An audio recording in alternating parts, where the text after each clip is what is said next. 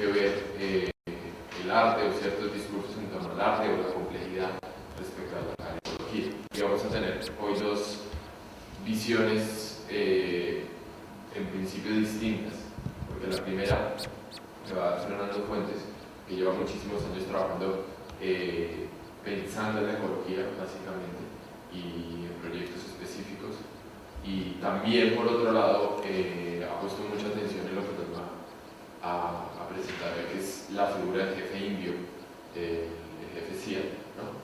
Que es una persona que en algún momento dio un discurso muy importante que ha pervivido y que ahora de hecho como que adquiere renovada importancia. Autores como Fritjof Capra lo utiliza un poco en sus textos, como que viene con un discurso que hasta ahora, podríamos decir, los occidentales estamos empezando como a entender, a valorar, etc. Y esto es algo que fue dicho hace más o menos siglo y medio, ¿no?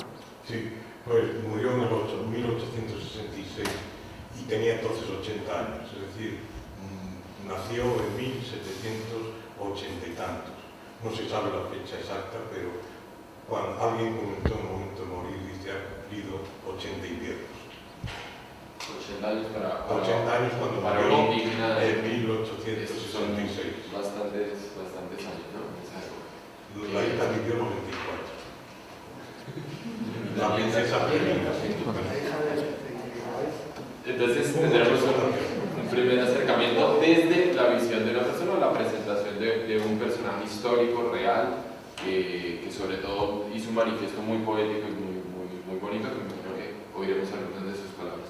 Y luego tenemos a Fernando García Doria, que tiene un trabajo actual activo, aunque él sale de Bellas Artes, se preocupa por cuestiones como la sociología relacionada con la ecología y en aspectos muy prácticos y presentes, digamos, vigentes, como comunidades rurales o urbanas, pero que tienen una noción, una conciencia de los ciclos energéticos, es decir, de la ecología y de cómo ciertas sociedades se pueden organizar sin, dejando resultados positivos en términos ecológicos. Entonces, tenemos esas dos miradas y después conversación.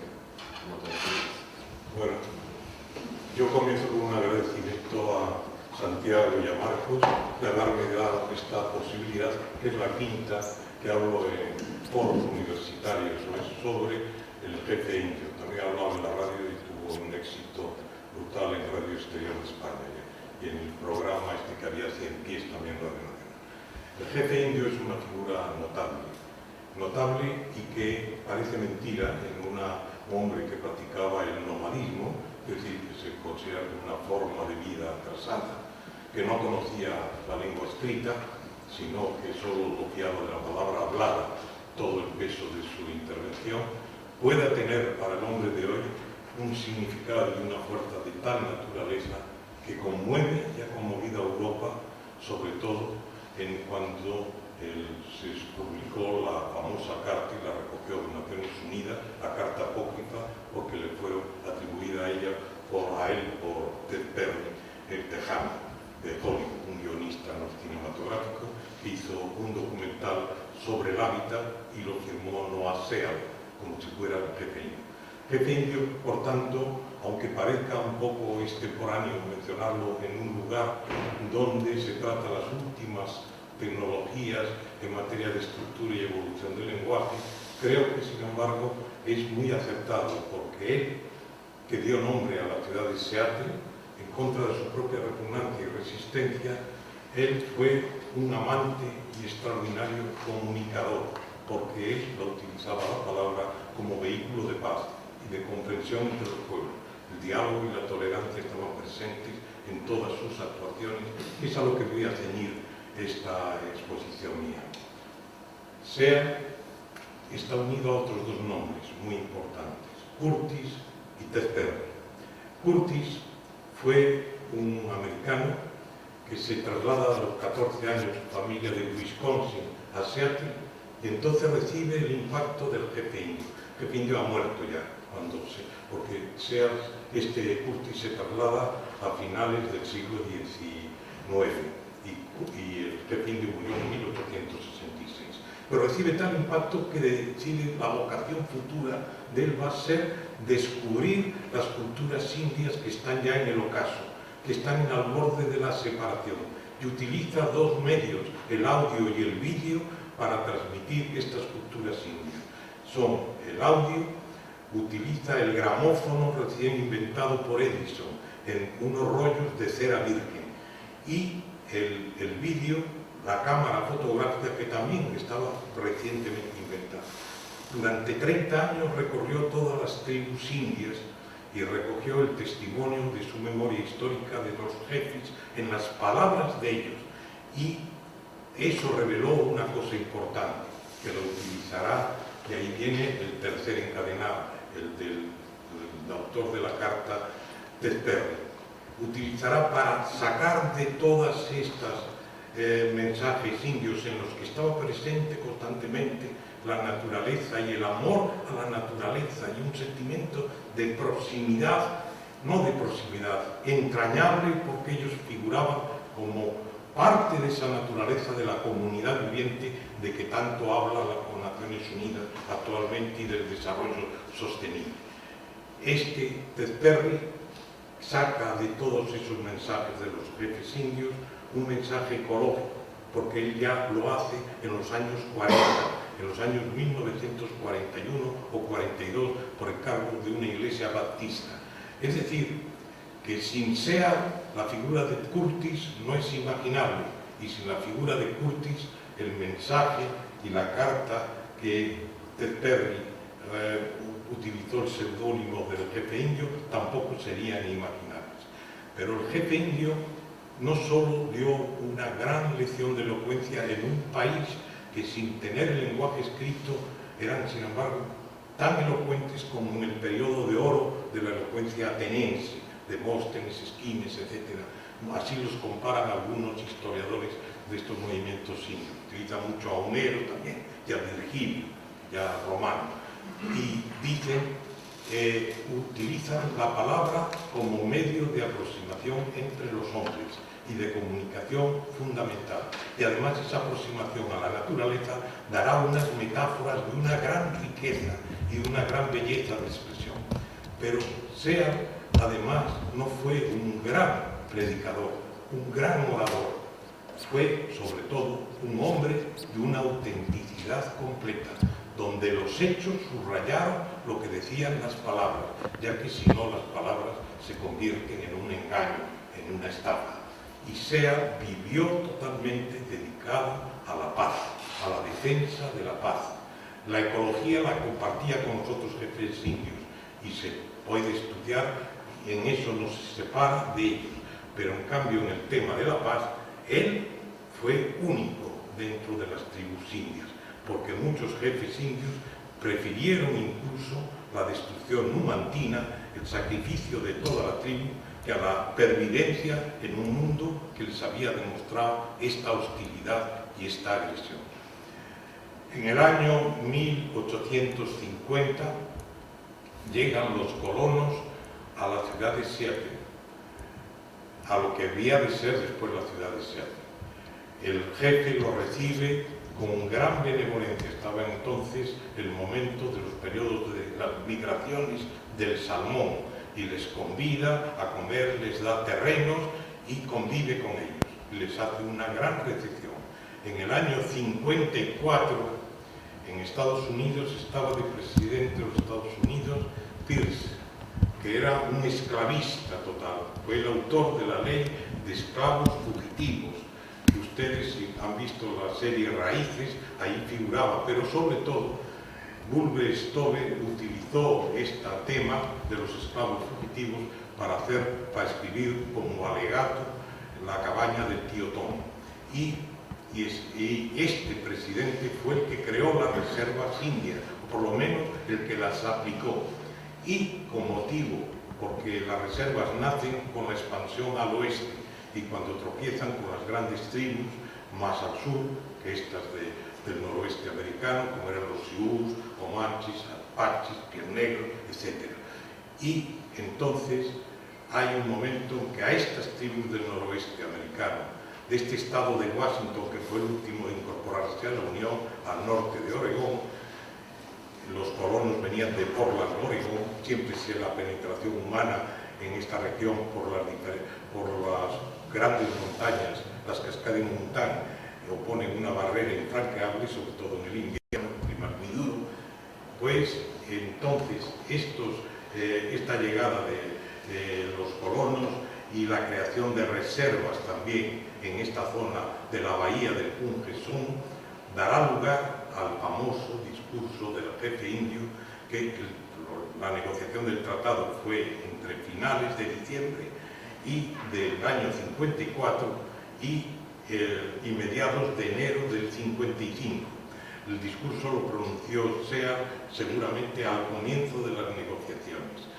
Y en él, este discurso es un discurso que apareció 30 años después de haber sido pronunciado y 20 años después de su muerte. Es decir, entre el discurso y la muerte de Sea median unos 10 años. Y en él hay un gran pesimismo del futuro y la desaparición de las tribus, el ocaso de las tribus. Dice, somos huérfanos que no podemos pedir ayuda a nadie, porque los dos dioses o de las dos religiones nos han fallado.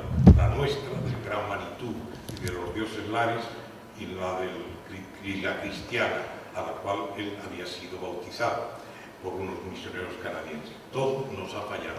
Y eso, por eso la locución, el discurso de Sea, tiene en el fondo un gran grito de desesperanza, pero a la vez añade también y destila unas gotas de esperanza fundadas en la fraternidad de la raza humana, en lo que todos los hombres, independientes de su raza y de su creencia, son hermanos.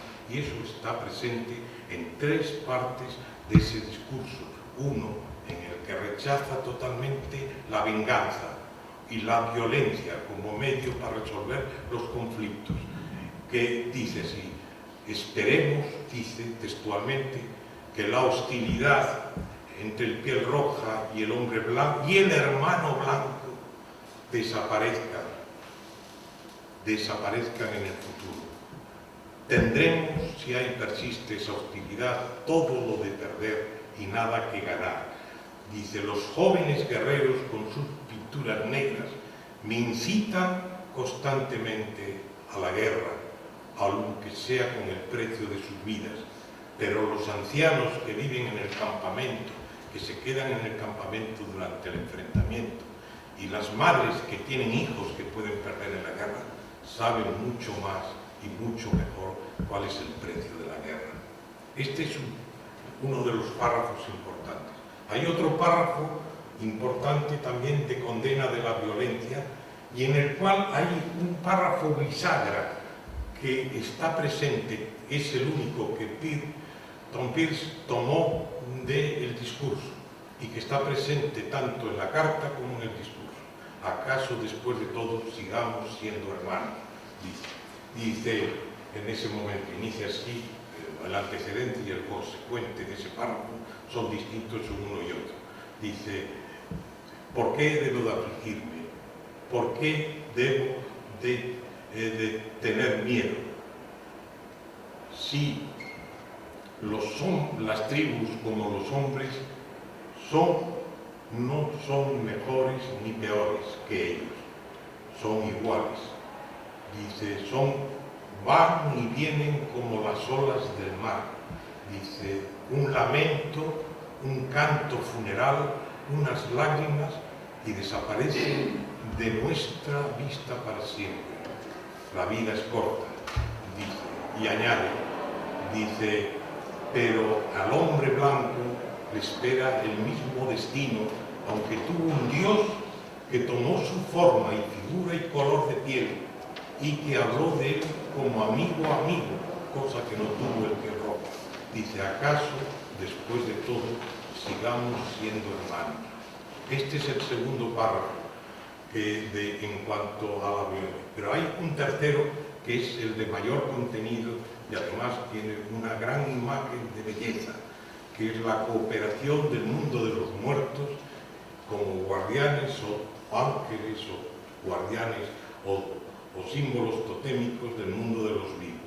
Dice, llegará un día que el piel roja haya abandonado esta tierra y las tribus desaparezcan. Dice, en ese momento sus espíritus continuarán en esta tierra, lo que no ocurrirá con el hombre blanco que odia y que no rechaza esta tierra, cuyos espíritus la abandonarán. Dice, pero estos espíritus viajeros de los guerreros muertos continuarán llenando los espacios vacíos. Y dice, y cuando penséis que vuestros niños están solos en la tienda, en el almacén o en el bosque, no están solos, están acompañados por estos espíritus viajeros. Y añade después, y dice una cosa muy importante, que es el párrafo crucial de todo: el hombre blanco ya nunca estará solo. Dice, y añade esto que es crucial para determinar cuál es la paz posible. Dice, dejarle que sea justo y convivirá pacíficamente con el piel roja. Es decir, una justicia base de toda paz. La única justicia posible.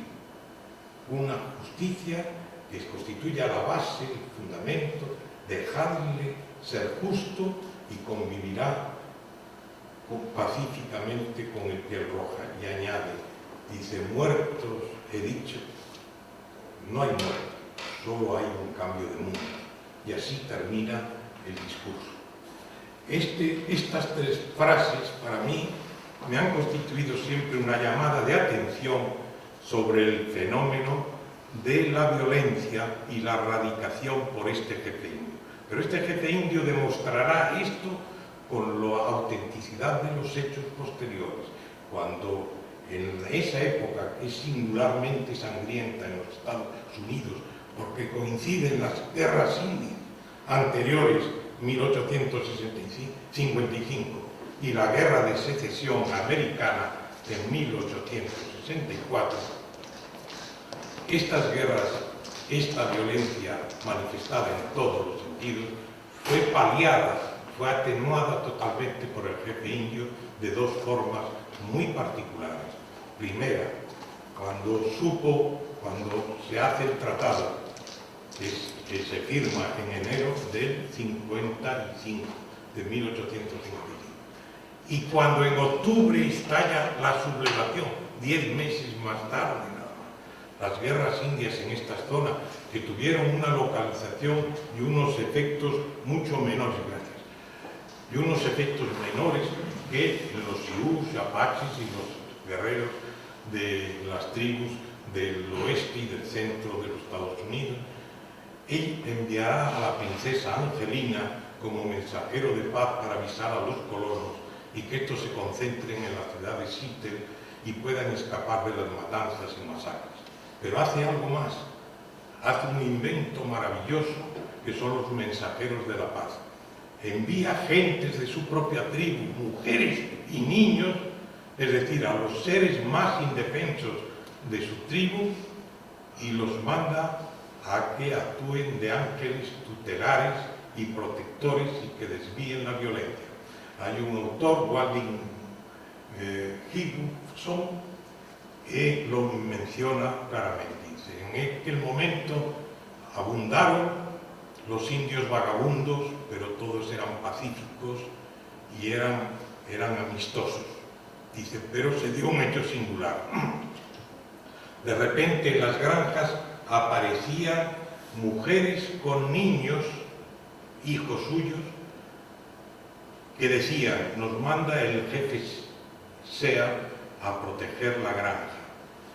Unas veces traían comida, otras veces no. En ese caso, en todo caso, ayudaban a las tareas caseras. Cosían la ropa, lavaban las prendas, preparaban la comida, se sentaban a comer con esos anfitriones blancos y hacían todo, y los niños del colono jugaban con los niños indios. Y entonces esto permanecía durante 3 o 4 días o 5 días, puesto que el jefe indio les había dicho, mientras persista el peligro, no abandonéis la granja.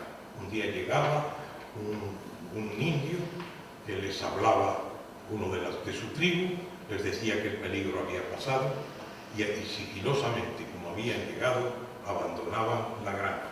Entonces se sabía qué es lo que había pasado, aprovechando las avenidas de los ríos Blanco y White y Green y Verde, Río Verde, en el Pungesón, habían quedado algunas granjas aisladas y esto lo habían aprovechado las tribus montañesas para invadir esas granjas que habían originado masacres.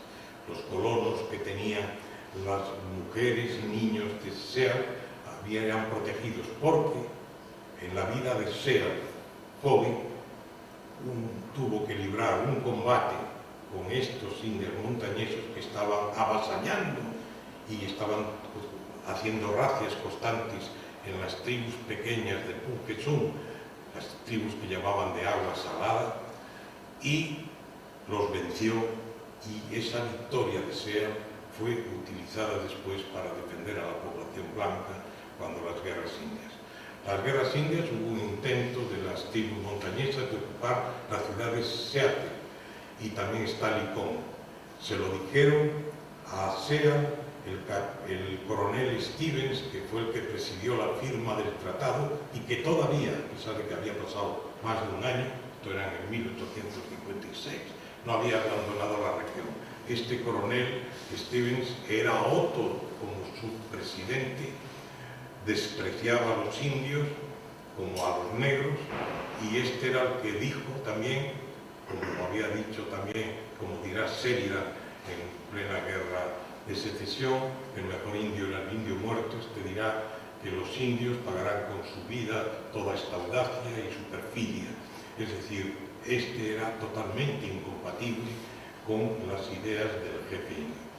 Y este jefe indio siguió allí, siguió protegiendo a los blancos, siguió haciendo una labor de paz, porque esto viene el tercer momento.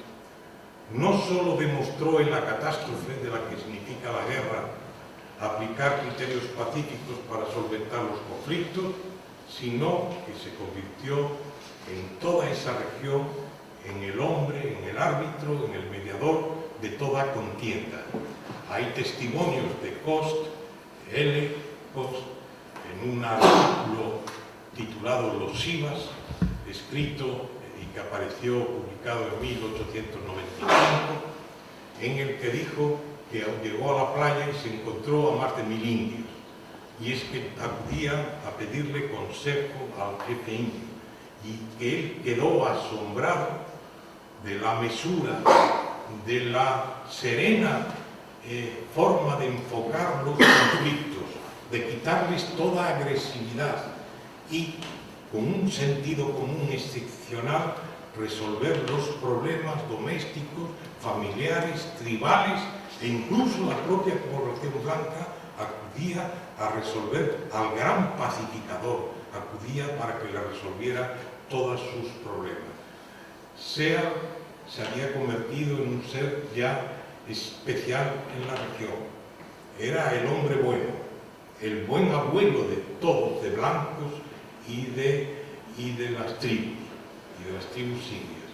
Y él, vestido con su sábana, como un senador romano de la Hudson Light Company, con su báculo, porque ya el hombre estaba con una gran pesadumbre y enfermedad. Él estaba muy enfermo, pero sobre todo estaba enfermo espiritualmente, como se lo manifestó a Simmons, al coronel Simmons del Fort Isaac, le manifestó que cuando éste le recriminaba que había una serie de indios de su tribu que estaban borrachos por el alcohol, el 1400, la New Cheese, el agua fuego, el aguardiente, él le reprochó, dice, no son malos, mi tribu como yo no somos malos. Yo no bebo alcohol y les prohíbo a mis hombres que beban alcohol. Y también no robo, y les ordeno que no roben y que cumplan las prescripciones del agente y comisionado de asuntos indios que tenían de Mr. Pierce. Pero los que engañáis sois vosotros, porque todavía no nos habéis entregado los papeles. Se refería al tratado que el Senado en el año 56 todavía no había ratificado. Él dice, vosotros nos engañáis porque yo creo que nos queréis trasladar a otros territorios. Dice, vivo miserablemente, estoy hambriento, estoy muy enfermo y pronto moriré. Pero yo querría que antes de esto mi tribu hubiera resuelto su problema, se le entregara el dinero de las tierras. Esto tardaría muchos años y además depreciadas totalmente, y que se despejara la incógnita de qué pasara con ella cuando yo desaparezca. Hay tribus como los Puyayú y los Haidas y los Xinxiang que han recibido ya sus papeles, y vosotros nos los negáis constantemente. Vosotros sois los que engañáis y los que sois malos. Mi tribu ni yo procuramos obrar lealmente con vosotros y recibimos esta recompensa. Todo esto está recogido en lo de los Sivas, que salvajes, de Gibson. Él, poco antes de morir, pidió que Mr. Ness, el agente indio, le estrechara la mano. Su hijo y el jefe indio le estuvieron recordando que él nunca se había manchado con sangre blanca, que él siempre defendió la paz, etc. Él está enterrado con un signo cristiano. Él nunca, en el fondo, siguió manteniendo sus creencias indias en el gran Manitú y en los dioses estelares, pero en sí era secundario, porque el fondo no era un problema religioso, era un problema ético, y él practicó una ética que hoy nos es completamente permanente, porque es permanente también esos sentimientos de deseos de paz y de una paz posible basada en la justicia. No quería ya terminar, yo no sé cómo voy de tiempo, pero quería decirles una cosa. El que uno se haya dedicado al tema del indio, al final encuentra rastros españoles también en el tema del indio. Y es que en época el indio nace cuando Carlos III reina en España. Y esto estaba bajo la zona de influencia española. Carlos III tuvo dos preocupaciones en la zona del Pacífico fundamentales. Una fue detener a los rusos, frenar a los rusos, que desde el estrecho de Bering, desde Asia, desde Siberia, penetraban hasta, y las aleutianas iban a penetrar en lo que es la Columbia Británica, el Canadá y después a Norteamérica. Él crea una factoría de pieles en Nootka, la más septentrional de toda la española, que partían de México, de San Blas de Llanarit.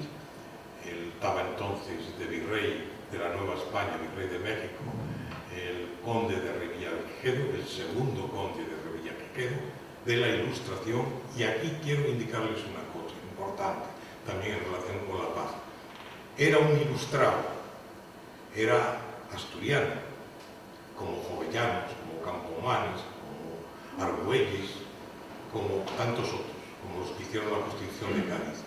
Y esta Ilustración era de penetración pacífica.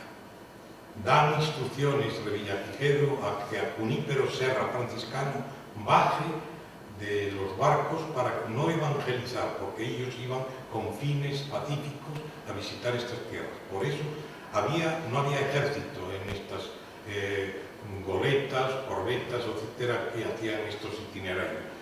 Iban naturalistas, iban cosmógrafos, iban matemáticos, acuarelistas para reflejar esto. Y había una gran preocupación humanitaria. Yo he tenido en las manos, y yo les aconsejo que lo consulten, la biblioteca anexa al Museo Naval, donde figuran las instrucciones de Revillagigedo para los viajes que habían en él, y también Malespina para los viajes españoles. Y en ellas se dice, si contestan los indígenas y matan a alguno de la tripulación, no se les conteste con arcabuces, lo más leven anclas y se trasladen a otro lugar. No queremos enfrentamientos con las tribus. Y, es más, aconsejaban otra cosa importante, que se aprenda el idioma y los dialectos de estas tribus indias para comunicarse mejor con ellas. Como consecuencia del Nootka, un día se detienen unas corbetas inglesas, está a punto de estallar una guerra con Inglaterra, la termina un tratado del Escorial, de Florida Blanca, Y en ese tratado se establece, bueno, Nuzca pasará de manos inglesas a españolas según las vicisitudes de la Guerra de la Independencia con Napoleón, según seamos aliados o no de Inglaterra, y se llamará San Lorenzo de Nuzca o San Lorenzo del Escorial. Pero en Nuzca, para hacer los límites del tratado, un día, en una isla que van a ver ustedes cuando se ponga el proyector, en la isla donde nació Sean, en el Ágata Pass, va a fondear la Discovery de Vancouver, y en ella viaja como la representación española para hacer los límites del tratado, que es Bodega y Cuadra, un marino peruano. Y el niño Sean queda impresionado por la presencia de la gran canoa. Los blancos que conoce, curiosamente, serán ingleses y españoles, y les va a llamar toda su vida la presencia de la gran canoa a la Discovery. Otra cosa importante, muy importante, la segunda preocupación de Carlos III era comunicar el Atlántico y el Pacífico, o mejor dicho, el Pacífico y el Atlántico. Y de todas las bahías que hay en el litoral americano, tanto del norte como el centro como el sur, la más que penetra en tierra firme, en el interior, es la de Punjessum, donde vivía el jefe indio. Entonces, ya en época de Carlos V, hubo un marino italiano, Juan de Fuca, que llega a la desembocadura de esta bahía, y por eso hoy se llama el estrecho de Juan de Fuca. Pero en época de Carlos III y de Carlos IV hay una expedición con el cometido especial de explorar todo en la bahía del Punjessum, hasta el interior, hasta ver si se puede comunicar con la bahía de Hudson y por tanto con el Océano Atlántico. Esto se lo encomiendan a Cayetano Valdés y a Alcalá Galiano, en dos goletas, la Sutil y la Mexicana. Van a recorrer los sitios donde viven las tribus de Sean y van a sembrar de nombres españoles, como nombres como Hambre, como San Juan y como Güemes. Güemes era el nombre del virrey español, conde de Güemes de la Nueva España, del conde de Revillagigedo. Pues están muy próximos a la isla donde vivió. Pero no solo eso, y con esto termino. El jefe indio, bueno, siguiendo las instrucciones del rey y sobre todo del virrey de la Nueva España, pues recogen un vocabulario en lengua salis de 40 expresiones con la equivalencia castellana. Están en el diario de navegación, que yo lo he visto en un papel rugoso, porque te sacan hasta el original, lo cual es una joya. Yo, francamente, eso protesté ante el almirante del museo, pero esto es como sacar un cuadro de Velázquez o de Goya y ofrecérselo a la gente para que lo toque, para que rasgue si es necesario. Eso es absurdo, porque hay microfilm y hay otros muchos procedimientos de reproducción.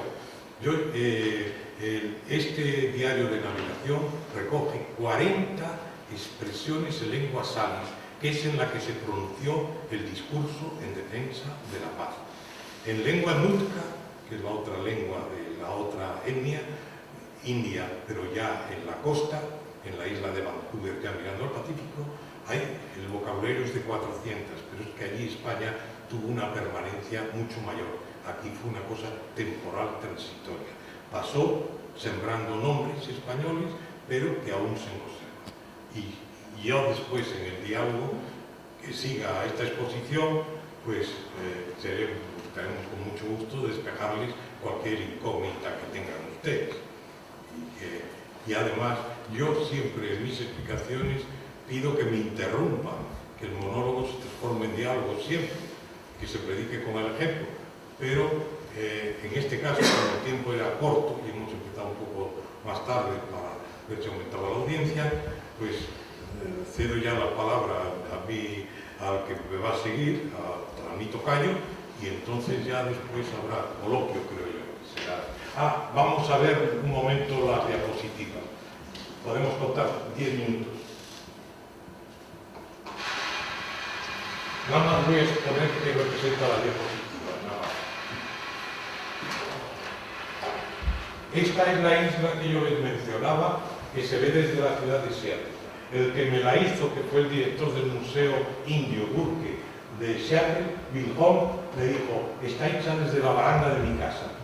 Al fondo está la isla donde nació el pequeño y donde fondeó la Discovery, la siguiente.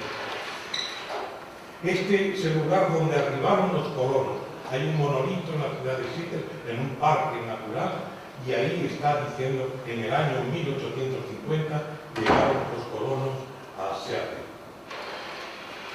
Esta es la vista de la ciudad llena de rascacielos, etc. Es una ciudad populosa, no es la capital del estado, la capital es Olimpia. Cerca están las fábricas de Boeing y de acero de Seattle, que lo tiene famoso en el mundo, pero es una ciudad de una gran humanidad. Es decir, sobre ella está proyectada constantemente la sombra del jefe indio, se hacen grandes cosas en materia de ópera, de movimientos artísticos. Los hippies aquí tuvieron también su origen también importante, pues se trasladaron al sur a California, porque el clima es muy duro. Siguiente. Este es el jefe indio, unos 4 años antes de su muerte. Una camisa de la Hudson Bay Company, y esta es la princesa Angelina, cuando ya tenía 94 años. Lógicamente, pues ya la conoció Curtis, la fotografía Curtis, fue una de las cosas, como recogió también el discurso del jefe indio. Este es el lugar donde pronunció el discurso. Hay una casa de ladrillo rojo, aquí enfrente estaba la casa de Maynard, en la zona portuaria, y está a muy poca distancia de la playa. Es el lugar más fácil de se crear. Claro, todo esto está transformado por la urbanización. Esta es la tumba del jefe indio. Inicialmente solo fue lo que es el monumento sepulcral con la cruz y una leyenda que la veremos después mucho más clara, pero la firma Sears quiso hacer aquí una cosa como de los egipcios, unas pirámides y tal. Se opuso el pueblo de Seattle, dice que con ello se falsearía la memoria del jefe indio, y lo que sí han conseguido es una especie de sincretismo, colocar unas canoas indias en las cuales a veces se colocaban los cadáveres encima de las copas de los árboles para que los buitres se llevaran las entrañas y aceleraran el proceso de incorporación a la naturaleza. Y están estas canoas indias con símbolos indios, totémicos, en torno a la propia tumba. Siguiente. Esto es lo que dice primero Seattle como la ciudad, y después dice firme amigo de los blancos y por el cual recibió el nombre de la ciudad. Y murió el 7 de junio de 1866. 7 de junio, recuerden, una fecha simbólica, fecha de iniciación de la Conferencia de Estocolmo sobre Medio Ambiente en 1972. Esta es la estatua del jefe indio, hecho en el sitio más céntrico de Seattle, debajo de la torre de la televisión y en la confluencia de la Cedar Street y la Quinta Avenida, con el gesto de paz de alzar la mano en señal de paz. Abajo hay una inscripción, el pedestal es bastante alto, pero claro, la torre es mucho más alta. Siguiente. Esta es más cerca, la figura del gesto de paz. Siguiente. Esta es la cabeza del jefe indio que preside la Universidad de Washington. Está delante de la propia universidad.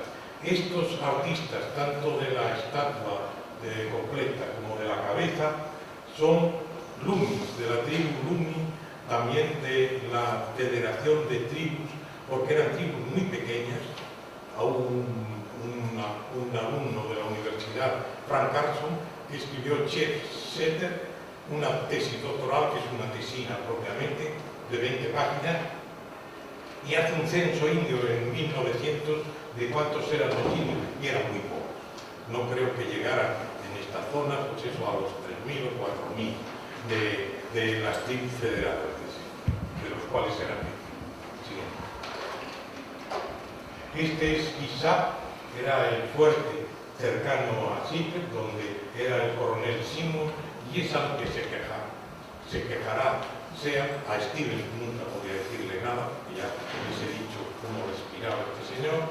Y este otro, en cambio, Simon, era amigo y apreciaba profundamente a Sea, y este procedía de Gigsam.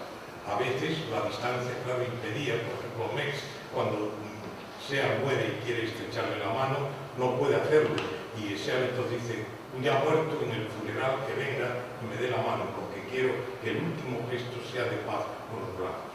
Sí, claro. Y esto es el poste totémico de la tribu. Arriba, el águila, fuego, el águila, mejor águila, trueno, Tunderbir, que era el tótem al que estaba acogida la tribu. Después venía toda la historia de la tribu expresada en eso. Y ya con esto ya es el...